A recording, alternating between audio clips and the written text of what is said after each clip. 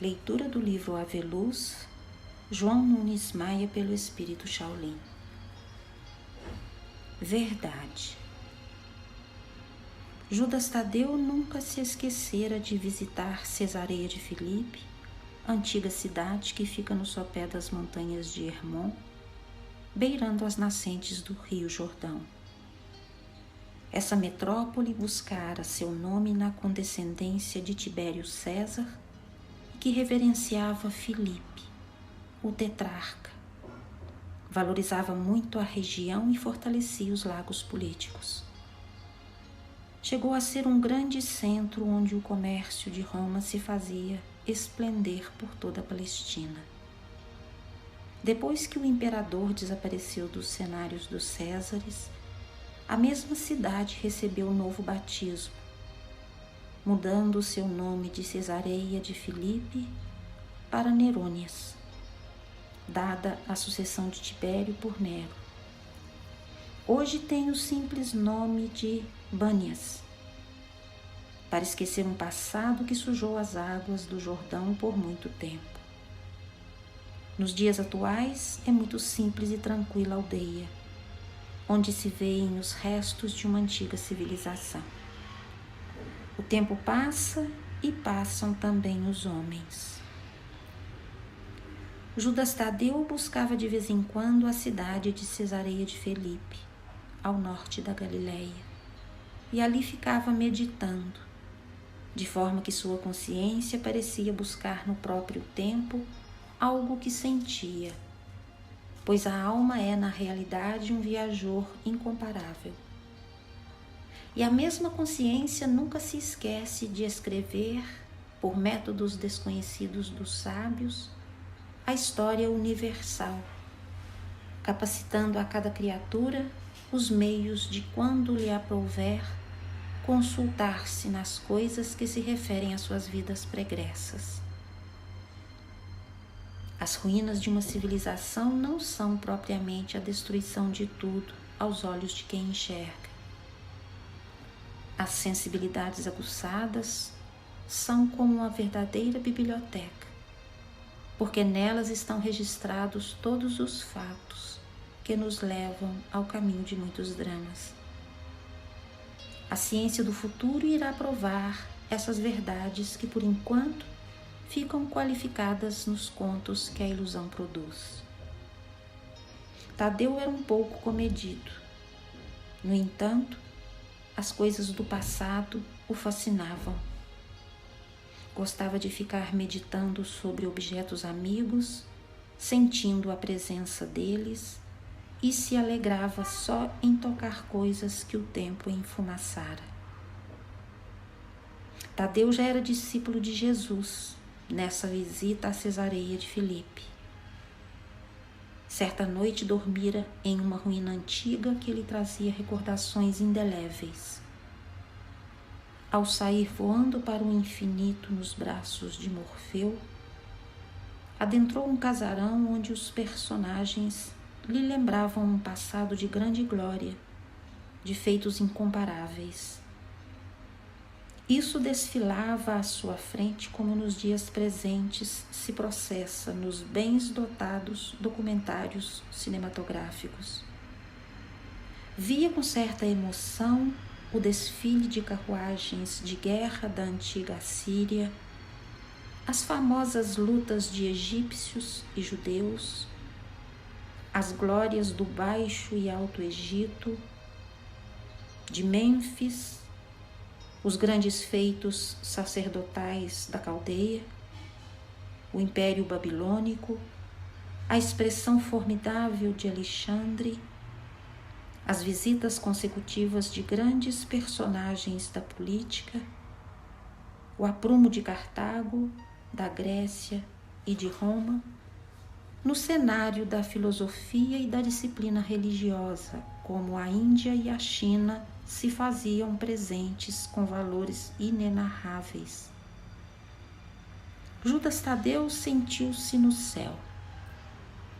Era isso que pedira a Deus. Mas, de vez em quando, lembrava-se de Jesus, na sua mais pura simplicidade, e a sua consciência verdadeira acicatava sua vigilância para que ele compreendesse o perigo da vaidade, que sempre foge das coisas concretas. Nisso surgiu um personagem, com ares e falas estranhas que traziam desconfiança para uma alma que já havia respirado a elevada atmosfera de conceitos e vivência, como Tadeu, quando pela vontade dos céus tornara-se discípulo do Cristo. O personagem foi chegando como um príncipe e logo se identificou dizendo: caro jovem, diante de ti está para a tua felicidade e para recordações incomparáveis no futuro o conde Belpremen, que te concedeu esta entrevista por dotes de que te soubemos possuidor.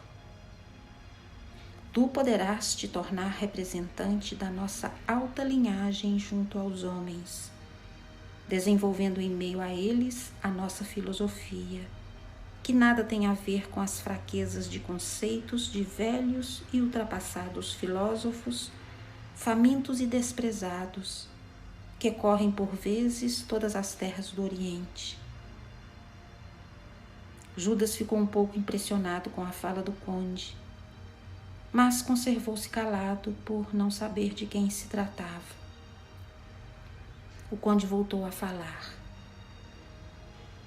quero te propor uma aliança, e quando tiver certeza da tua fidelidade, não terás dificuldade para nada no reino dos homens. Dar-te-ei tudo pela representação do mais puro gênio que se fez conhecer, por bondade, à tua frente, com poderes ilimitados. Gostas do passado, e essa faculdade te fez remover com facilidade todas as selvagens forças da natureza, cujo embrião precisamos mover para o mundo, sacudindo seus alicerces e colocando nas posições estratégicas o nosso povo, a nossa gente.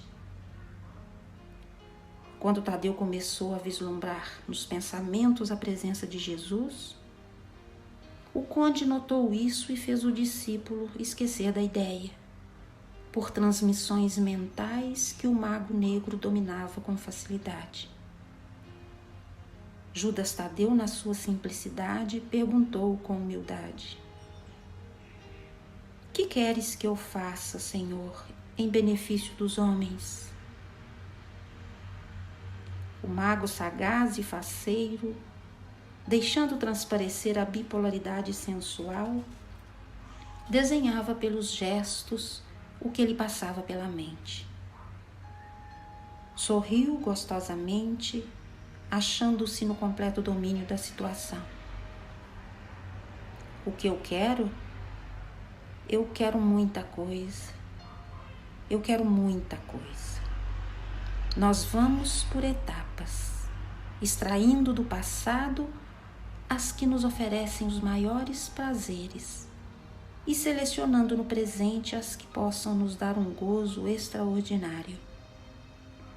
Ainda teremos sequências dessas coisas no futuro, que se encaixam em nossas mãos. Não esqueças que sou um gênio de 1000 cabeças, de incontáveis mãos e de muitas asas. Isso me favorece pensar em qualquer ambiente, trabalhar em qualquer situação e voar, estando presente em variados ambientes, se necessário. O discípulo, meio engasgado com a situação, começou a ficar enredado com a presença do Conde das Trevas. Pediu licença para pensar no caso e lembrou-se logo dos seus compromissos com Cristo. Eu já trabalho com um mestre, e com ele as coisas parecem diferentes. Lá se fala no amor, na caridade e no perdão. O conde adiantou-se, cortando o assunto. Esqueçamos isso. Por enquanto, vamos ao que nos interessa. E fez Tadeu esquecer por um momento o que começara a falar. Nessa influência, parece que Tadeu estava meio preso. O discípulo do Nazareno sentiu uma forte dor no pé. Pôs a mão por impulso e gritou: Meu Jesus! Acordou assustado e gemendo. Aconteceu que um bêbado, inveterado, passando por ali muito brincalhão, viu Tadeu dormindo e acertou-lhe uma bastonada no tornozelo. Ele escapuliu, dando gargalhadas intermináveis. Tadeu, livrando-se do pesadelo, mesmo sentindo dores no pé, deu graças a Deus por ter acordado e procurou o caminho de casa, ou seja, de Betsaida, enquanto aparecia forte em sua mente quase toda a conversa que tivera com o conde negro, que estava por lhe instruir para que fosse seu agente ou um deles no meio dos homens. À noite, Tadeu estava no salão, onde todos os companheiros permaneciam a postos. Tomé proferiu a prece de abertura do pequeno concílio. Tadeu, ainda com o pé inchado, não hesitou em perguntar: Jesus, queria que o Senhor me explicasse qual a posição da verdade diante dos teus discípulos, qual a função dessa mesma verdade para as nossas consciências individuais. E ainda mais, qual o trabalho da verdade perante a humanidade inteira? O mestre, na fulgência do seu ser, movimentou o verbo admirável. Tadeu, a verdade na sua expressão maior é Deus. Podemos compará-la ao sol que nos aquece e sustenta a vida na terra e em muitos mundos. Se chegássemos mais perto dele, por certo que a nossa vida se perturbaria, perdendo a harmonia que nos é indispensável ao bem-estar. Quem pode negar que existam muitos obstáculos do sol à terra para que a sua luz não chegue aqui como sai de lá? Pois na verdade te digo que quando a luz do sol banha a vida humana, os reinos animal e vegetal já passaram por muitos processos, a fim de que a brandura seja a sua peculiaridade e para que possa beneficiar com mais profundidade. Assim é também o sol espiritual, e muito mais que o astro que contemplamos todos os dias, seus raios são as verdades que vêm até a humanidade, de mente a mente, abrandando as realidades no sentido de fazer o melhor em prol de todas as criaturas. A ciência espiritual é tão engenhosa e tão perfeita que distribui verdades tanto quanto existem consciências. Ela funciona do ponto mínimo ao máximo. É por isso e para isso que ensinamos muitas vezes por meio de parábolas, envolvendo as verdades sob roupagens que possam garantir a todos a viagem para o futuro. A vós, outros, que conosco vos saciais neste banquete espiritual, tais parábolas têm sabor mais apropriado e pode saciar algumas das vossas necessidades. Quanto mais nos alimentamos da verdade, mais responsabilidade teremos, mais testemunhos precisaremos dar. Aquele a quem foi dado mais lhe será pedido.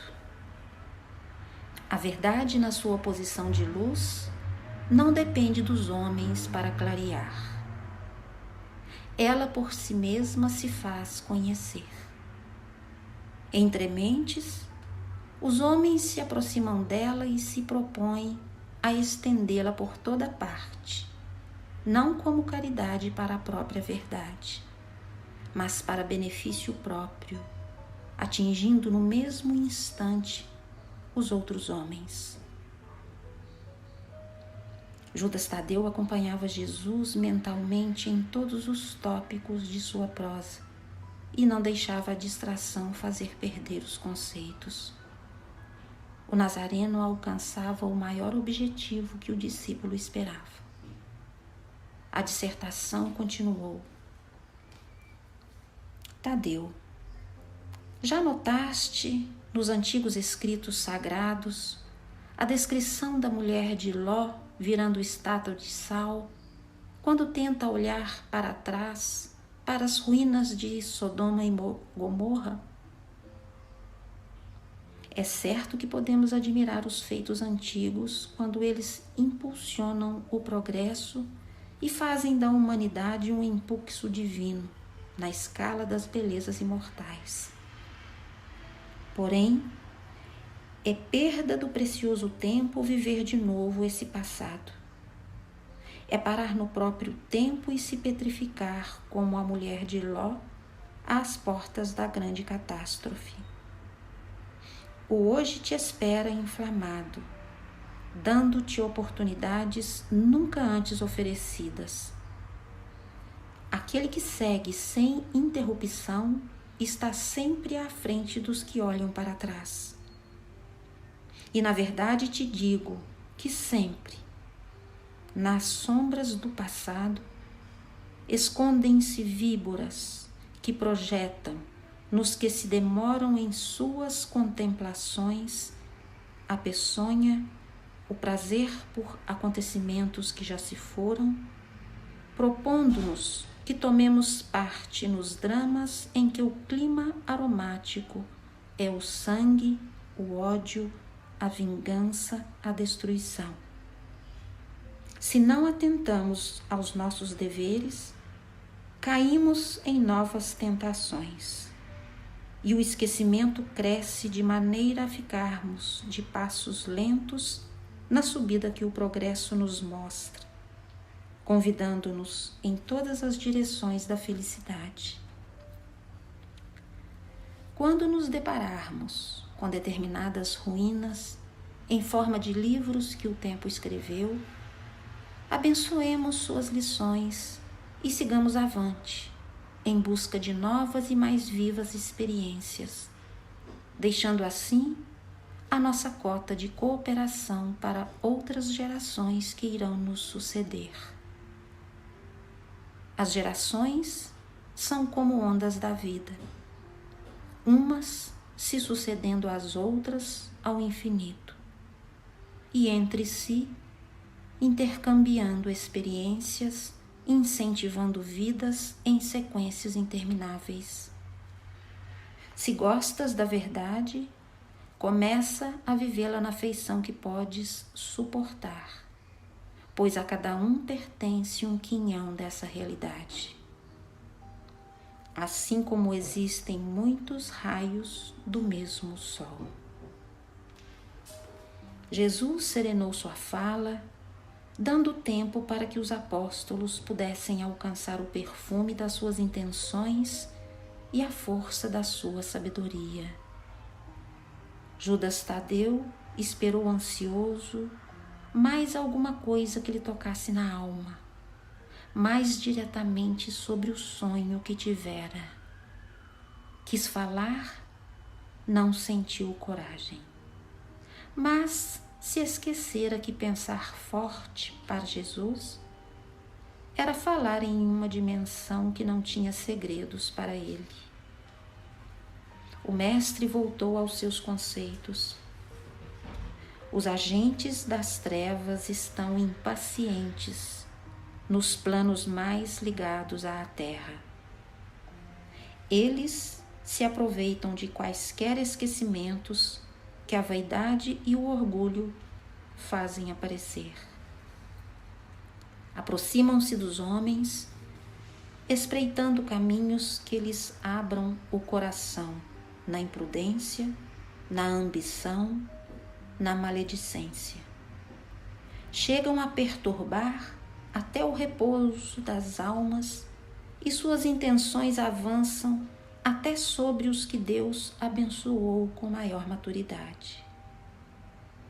Vós, que formais comigo um todo do Evangelho, não podeis perder tempo em busca de facilidades, sonhos irrealizáveis, ganhos ilícitos, superioridades passageiras. Toda a nossa segurança está em Deus e na nossa consciência, quando ela se desperta para as feições do amor verdadeiro. As glórias do passado, nas lides humanas, tornaram-se pó que o progresso transforma em outras histórias. E o espírito, na sua consciência imortal, é um viajante que não regride nem pode parar, mesmo que queira, pois a lei universal não o permite. A verdade para vós é a mesma da humanidade e de cada um em particular.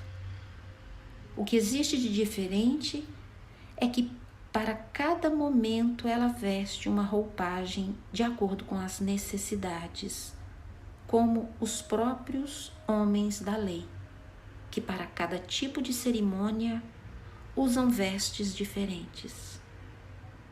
O que deveis fazer, dormindo ou acordados, é usar a razão em plena consonância com os sentimentos, para que o bom senso possa falar com toda a certeza o que deveis aceitar, o que não deveis crer e o que não merece confiança.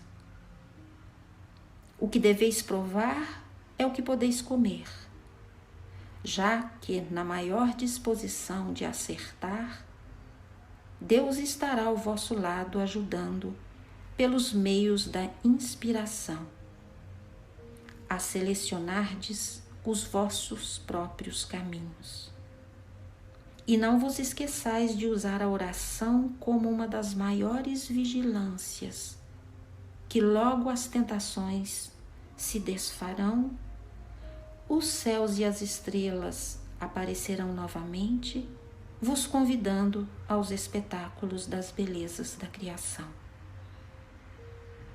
E já que falamos em oração, é muito seguro que não vos esqueçais de, quando vos entregardes ao repouso, dirigirdes uma súplica a Deus, nos moldes em que a caridade se associa com o amor. Esse gesto ao dormir, por certo, nos desvia das sombras que nos espreitam o dia todo. Tadeu estava envergonhado, porque apesar de ser dado à oração sempre que se recolhia ao leito, naquele dia, em Cesareia de Filipe, esquecera-se disso, envolvido profundamente em recordações do passado. Tinha certa indisposição para orar quando o sono chegava ao seu carro imantado de ilusões. Tadeu duvidava até certo ponto da eficácia da prece. João exultou com a recomendação do Mestre, por ser convicto da força da súplica no descanso do corpo, como em todos os problemas. Jesus foi saindo. Lembrou-se de contar os discípulos. Somavam apenas 11. Tadeu faltava, procurando se esconder em meio à multidão. Que Jesus nos abençoe.